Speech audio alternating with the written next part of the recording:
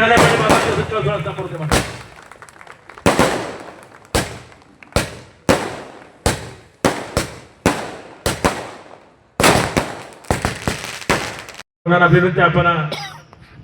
संचालक अजित पाटील आदरणीय आमदार साहेबांचा सत्कार सोहळा संपन्न करतायत. कलेसपची संजय दादा पाटील टिकेकर प्रतिष्ठानच्या वतीने आदरणीय आमदार साहेबांचा सत्कार सोहळा संपन्न टाळ्या वाजवून सत्कार संपन्न करूया म्हणत. ताऱ्याच्या पाटील मित्र परिवाराच्या वतीने अभिजित पाटील. मनापासून मला आज इथं येताना समाधान आहे की ज्या मुकुंद महाराज मंदिरामध्ये आशीर्वाद घेऊन असंख्य निवडणुकांना आपण सामोरे गेलो, ज्या मुकुंद महाराजांचा आशीर्वाद घेऊन या परिसरामध्ये नव्या स्फूर्तीनं आपण आजपर्यंत काम केले. विधानसभेचा सदस्य भगवंताच्या आशीर्वादाने तुमच्या सगळ्यांच्या कृपेने मी झालो. विधानसभेचा सदस्य झाल्यानंतर मुकुंद महाराज मंदिरासाठी 50 लाख रुपयाचा निधी हा मागच्या कालावधीमध्ये आपण देऊ शकलो. खरं तर आपण मागणी करणार होता माझ्याकडे गाव स्वरूपी की मुकुंद महाराज मंदिराला निधीची उपलब्धता करून द्या, आणि बरोबर त्यावेळेला आमचे आदरणीय मुख्यमंत्री देवेंद्रजी फडणवीस साहेबांजवळ मी गेलो होतो आणि मी साहेबांना म्हटलं की साहेब आध्यात्मिक सर्किट करायचं मला.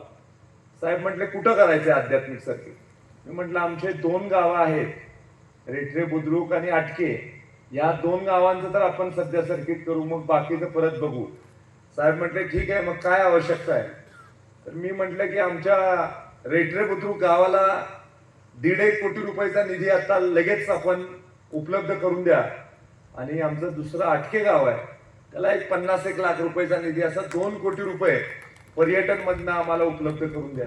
लगेच साहेबांनी मान्यता दिली. पर्यटन मंत्री साहेबांनी देखील त्याच्यामध्ये आपल्याला सहकार्य केलं आणि 50 लाख रुपयाचा निधी हा मुकुंद महाराज मंदिराच्या सुशोभीकरणासाठी आज आपल्या गावाला उपलब्ध झाला.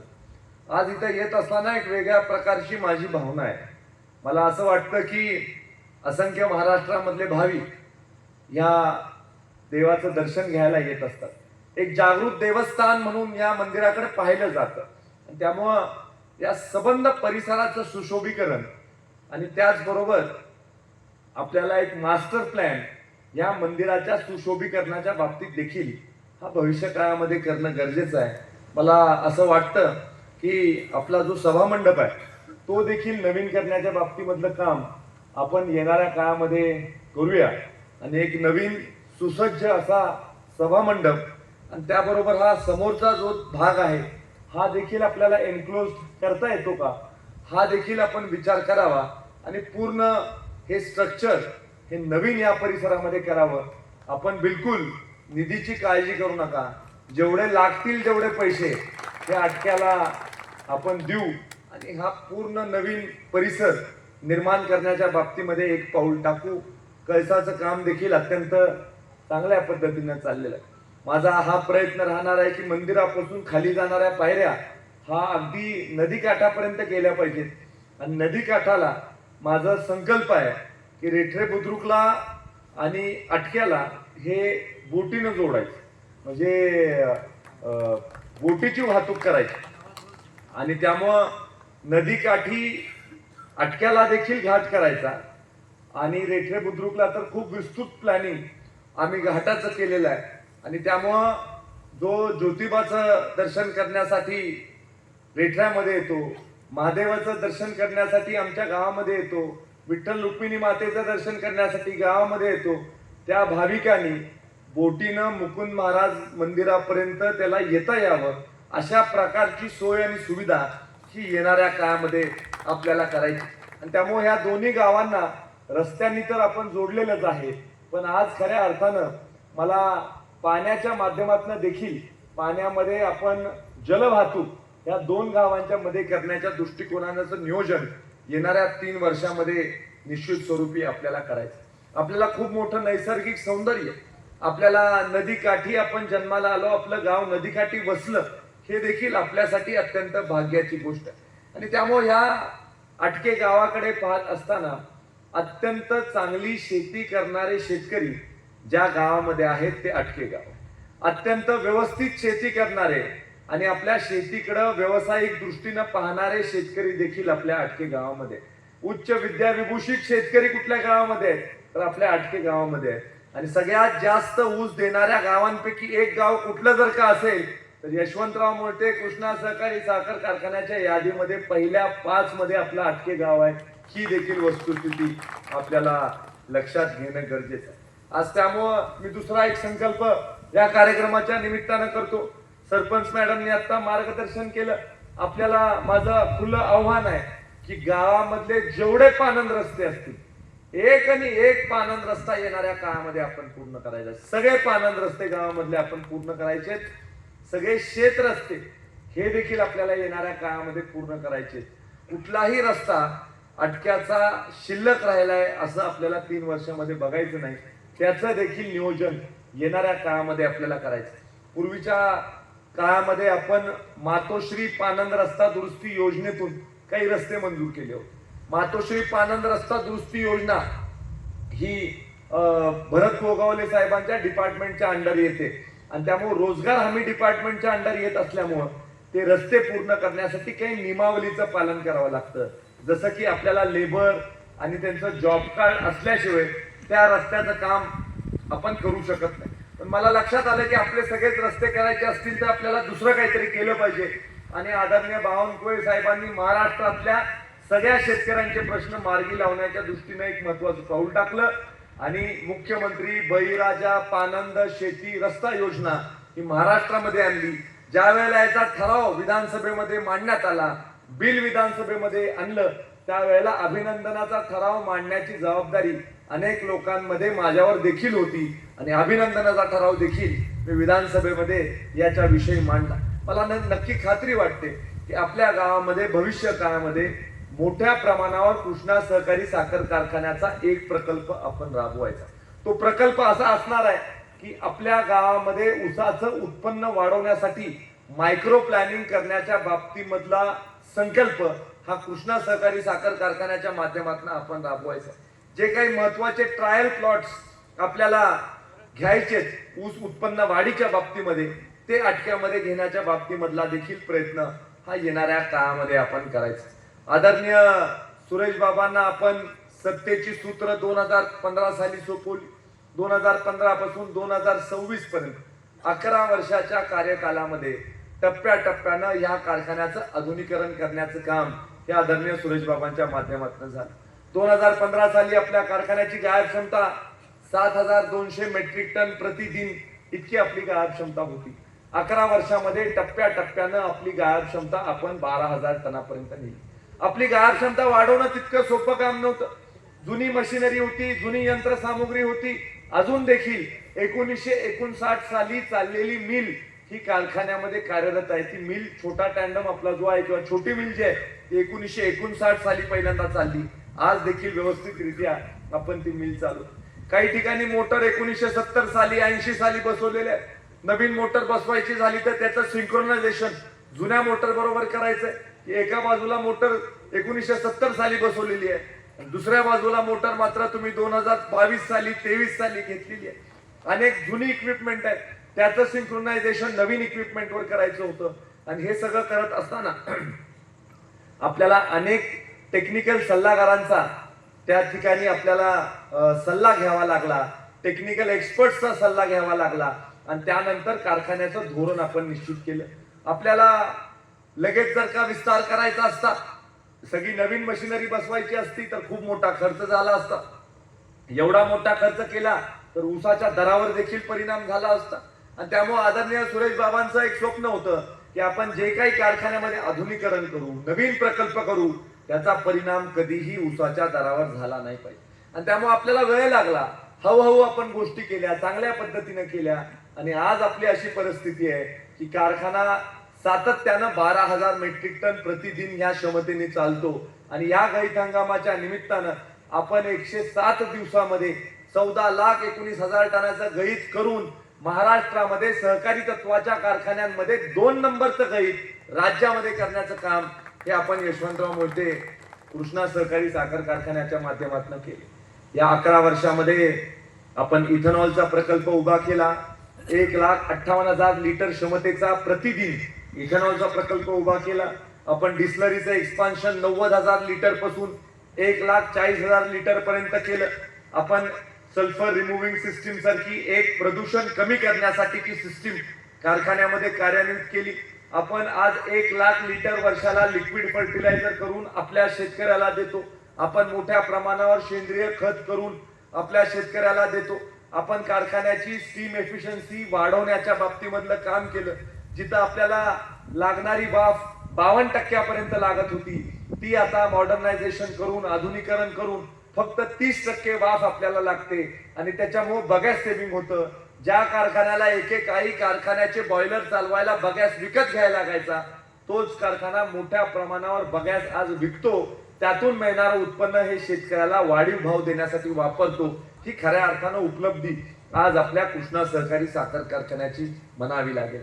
ज्या वेळेला आपण सत्तेमध्ये आलो त्यावेळेला आपल्याला एक पत्र मिळालं की तुमच्या कॉलेजच्या ऍडमिशन बंद केलेले आहे। ज्या कृषी महाविद्यालयामधनं अनेक कृषी पदवीधर आजपर्यंत जाऊन महाराष्ट्राच्या कानाकोपऱ्यामध्ये काम करतात, त्या कॉलेजला बंद करण्याची नोटीस ही देखील या संचालक मंडळाला मिळाली आणि आमच्या संचालक मंडळाने योग्यरित्यानं सगळ्या पूर्तता करून पुढच्या वर्षी ऍडमिशन मिळण्याच्या बाबतीमधलं एक काम केलं आणि आज अनेक आपल्यामधली मुलं ही तिथं कृषी पदवीधर देखील होताना आपल्याला बघायला मिळाली।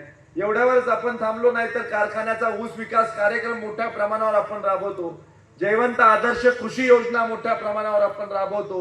एकरी 100 टन ऊसाचं उत्पादन काढण्याच्या बाबतीमधलं काम देखील आपलाच हा कारखाना करतो आणि ह्या वर्षी 3300 एकर जमीन आपण या जयवंत आदर्श कृषी योजनेच्या माध्यमातून आज आपल्या अखत्यारीखाली आपण घेतलेली। मोठ्या प्रमाणावर कारखान्याच्या सभासदांचा फायदा व्हावा याच्यासाठी आपण नेहमी आपलं धोरण आखलेलं आहे। आपण 2015 साली एक घोषणा केली की आम्हाला जर का सत्तेमध्ये तुम्ही निवडून दिलं तर खऱ्या अर्थानं सत्तेमध्ये आल्यानंतर शेतकऱ्याच्या सगळ्यात जिव्हाळ्याचा जो प्रश्न आहे, त्याच्या स्वतःच्या साखरेचा जो प्रश्न आहे, तो प्रश्न आम्ही मार्गी लावू आणि शेतकरी जो कष्ट करून ऊस पिकवतो, कारखान्याला ऊस घालवतो, या संस्थेच्या परी पाहताना त्याची आस्था आहे, या शेतकऱ्याला त्याच्या ऊसामधनं निर्माण झालेली साखर द्यायची आणि ती मोफत द्यायची, हे धोरण करणारा महाराष्ट्रातला एकमेव कारखाना हा यशवंतराव मोहिते कृष्णा सहकारी साखर कारखाना आहे। महाराष्ट्रात 200 कारखाने, 200 कारखान्यामधला एकही कारखाना मोफत साखर आपल्या सभासदाला देत नाही। आपल्या कारखान्याने मात्र ते धोरण केलेलं आहे की सगळ्यांना मोफत साखर द्यायची। नंतर एका निवडणुकीनिमित्त आपण 2021 सालच्या एक धोरण आखलं की आपण जर का परत सत्तेमध्ये आलो तर प्रत्येकाला गावापर्यंत पोच साखर करण्याच्या बाबतीमधलं काम करायचं। आज आपल्या गावामध्ये मोफत साखर आपण देतो, आपल्या गावापर्यंत पोच करतो आणि बहुतांश आपले कार्यकर्ते सभासदाच्या घरापर्यंत देखील ती साखर पोच करण्याचं काम करतात। या निवडणुकीच्या निमित्तानं आपण शब्द दिलाय की आम्हाला जर का सत्तेमध्ये संधी मिळाली तर यावेळेस आपण मोफत साखर घरापर्यंत जी पोचवायचा संकल्प केलाय, ती साखर एक्सपोर्ट क्वालिटीची मोठ्या ग्रेनची साखर द्यायची, हा संकल्प आपण या निवडणुकीच्या निमित्तानं केला।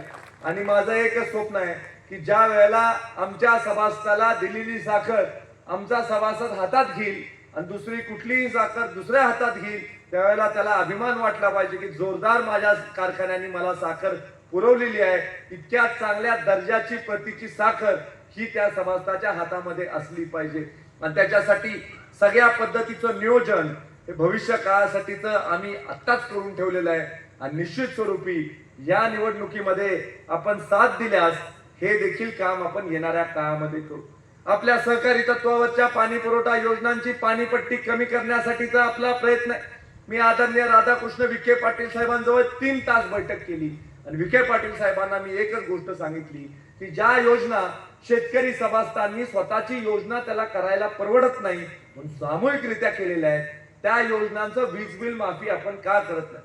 जिथं 7.5 HP पर्यंतच्या कृषी पंपांना तुम्ही वीज बिल माफी करता, तिथं 250 HP चा कृषी पंप जरी असला तरी 1000 शेतकऱ्यांना जर का तिथं पाणी मिळत असेल तर त्या 250 HP च्या पंपचं तुम्ही वीज बिल माफी का करत नाही? तसं जर का बघितलं 7.5 HP चा कृषी पंप असणारा शेतकरी सुद्धा बऱ्यापैकी मोठा शेतकरी असतो आणि जर का 1000 एकर शेतीमध्ये 250 HP चा मोटर आपण वापरत असू तर ते सगळे अल्पभूधारक शेतकरी असतात, सामान्य शेतकरी असतात, गोरगरीब शेतकरी असतात. यांना फायदा आपण द्यायचा असेल तर सहकारी तत्वावरच्या पाणी पुरवठा योजनांची वीज बिल माफी करण्याच्या बाबतीमधलं धोरण हे राज्य सरकारने केलं पाहिजे. स्वर्गीय अजितदादा अर्थमंत्री होते त्या काळामध्ये अजितदादांना देखील मी हे प्रेझेंटेशन दिलं. कृष्णा सहकारी साखर कारखान्याच्या 17 पाणी पुरवठा योजना आहेत, 11 या पुरस्कृत योजना आहेत, 6 या स्वमालकीच्या योजना आहेत. या योजनांना फायदा करून देण्यासाठीचा माझा प्रयत्न होता. मी आदरणीय देवाभाऊ जवळ देखील हा विषय मांडला की 7.5 HP पर्यंतच्या कृषी पंपाला तुम्ही वीज बिल माफी देताय, तुम्ही 10 HP पर्यंतच्या पंपांना वीज बिल माफी द्या. कारण काही पंप 7.5च्या थोडेसे वर आहेत, 8 आहेत, 8.5 आहेत. यांना देखील त्या कॅटेगरीमध्ये घ्या, त्याचा फायदा आपण शेतकऱ्यांना देऊ. निश्चित स्वरूपी याच्यासाठीचा लढा तुमच्या बाजूनं हा विधानसभेमध्ये आणि सरकारकडे जाऊन आपले प्रश्न मांडायच्या बाबतीमधलं काम आम्ही भविष्य काळामध्ये करू. विखे पाटील साहेबांना मी सांगितलं की साहेब आपल्याला AIBP चे पैसे, ऍक्सिलरेटेड इरिगेशन बेनिफिट प्रोग्रामचे पैसे हे आपल्या सहकारी तत्वावरच्या पाणी पुरवठा योजनांना दिले पाहिजे आणि AIBP चे पैसे जर का आपल्याला मिळायचे असतील तर राज्य सरकारने शिफारस केली पाहिजे की या सहकारी तत्वावरच्या पाणी पुरवठा योजनांना लागणारे पैसे हे केंद्र सरकारने द्यावे आणि ते परतफेड करण्याची जबाबदारी ही राज्य सरकार घेते. जर का खऱ्या अर्थानं केंद्राचे पैसे राज्य सरकारला आपल्याला मिळाले, राज्य सरकारच्या कृष्णा खोरे विकास महामंडळाच्या माध्यमातून आपल्या पाणी पुरवठा योजनांना मिळाले तर आपल्या सगळ्या पाणी पुरवठा योजना मॉडर्नाइज करण्याच्या बाबतीमधलं माझ्या मनामध्ये असणारं स्वप्न आहे. आपल्या गावातल्या देखील पाणी पुरवठा संस्था असतील, तुमची काले पाचवड योजना असेल, कालोडे बेलोडे योजना असेल, आपली कारव्याची योजना असेल, अनेक अशा योजना असतील. या सगळ्या योजना मॉडर्नाइज करण्याच्या बाबतीमधलं काम करायचं. आपल्या जॅकवेल पासून, पंपिंग स्टेशन पासून, स्टोरेज टँक्स पासून, वितरण व्यवस्थेपर्यंत, सोलर फीडर लावण्यापासून ते ड्रिप इरिगेशन पर्यंत सगळं आपण करायच्या बाबतीमधला प्रयत्न केला पाहिजे. आपला संकल्प काय की आपल्या शेतकऱ्याचं उत्पन्न वाढवायचं. शेतकऱ्याचं उत्पन्न वाढवायचं असेल तर काय आपल्याला करावं लागेल तर पाण्याचं नियोजन करणं हे सगळ्यात महत्वाची गोष्ट. पाण्याचं नियोजन करावं लागेल. आज आपल्या जमिनीच्या शारपड होत चाललेल्या आहेत. निश्चित केंद्र सरकारची, राज्य सरकारची मदत तुमच्या शारपड जमिनींना सुपीक करण्यासाठी मी करण्याच्या बाबतीतला प्रयत्न करीन. पण जमिनी शारपड अतिरिक्त पाण्याच्या वापराने होतात हे देखील आपल्याला एका बाजूला लक्षात ठेवलं पाहिजे. आज आपण काका सगळे जाणतो की तालमीमध्ये ज्या वेळेला आपण प्रॅक्टिस करतो त्यावेळेला खुराक किती दिला पाहिजे तर खुराक जेवढा चांगली कुस्ती करण्यासाठी कुस्तीपटू तयार करायला आवश्यक आहे तेवढाच खुराक दिला पाहिजे. खुराकाचं प्रमाण चुकलं तर काय होतं, पैलवान तो कुस्तीमध्ये जमत नाही त्याचं, किंवा त्याचं वजन जर का जास्त वाढलं तर वरच्या गटामध्ये तो जातो. त्यामुळे पाणी किती दिलं पाहिजे तर पिकाला लागणार एवढंच पाणी दिलं पाहिजे. जास्त पाणी आपण देणार असू तर आपल्या पिकाचं नुकसान झाल्याशिवाय राहणार नाही. जास्त खत आपण घालणार असू तर आपल्या पिकाचं नुकसान झाल्याशिवाय राहणार नाही. जास्त लिक्विड फर्टिलायझर वापरलं तर आपल्याला पाहिजे तसं पीक मिळणार नाही. आपण 4 फुटाची सरी ठेवायची का नाही याच्यावर एवढा खत घालत होतो. आज आपल्याला पटायला लागलंय की लांब लांब ऊस लावल्याने जास्त ऊस पिकतो. हे आज आपल्याला पटायला लागलंय. ही खरी वस्तुस्थिती कुण्या एकट्याची नाही. ही निवडणूक प्रत्येक कष्टकरी शेतकऱ्याची सभासदाची निवडणूक आहे.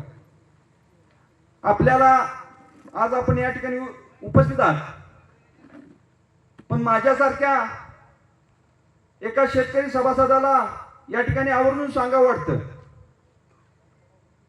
की आपल्या काही समस्या असतात. ऊस तोडणीचा प्रामुख्याने या आमच्या विभागात प्रॉब्लेम असतो. पण गेल्या वर्षी आपण पाहिलं 90-95 दिवसात आटकेगावचा ऊस बाबा संपूर्णपणे संपलेला होता. येणाऱ्या काळात सुद्धा 12 ते 13 हजाराचं क्रशिंग कृष्णा कारखान्याचं प्रतिदिन चालू आहे.